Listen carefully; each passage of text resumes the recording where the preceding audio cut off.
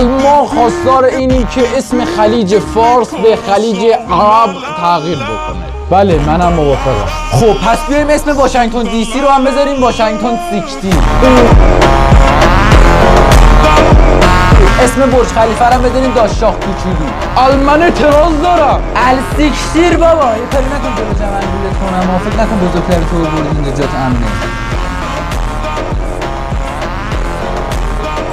ببین ما تصمیم گرفتیم که اسمش باشه خلیج عرب. شما خیلی گوه خوردین. آخه گوزو آمریکا هنوز کشف نشده بود اینجا اسمش خلیج فارس بود. بردهداری جزو قانون اساسیتون بود. بدبخت بازم اینجا اسمش خلیج فارس بود. تاریخ ما رو میخوای با تاریخ نجس خودتون مقایسه بکنی؟ آخه یوبوست مگه اسم نرته بخوای توی یه روز عوضش کنی؟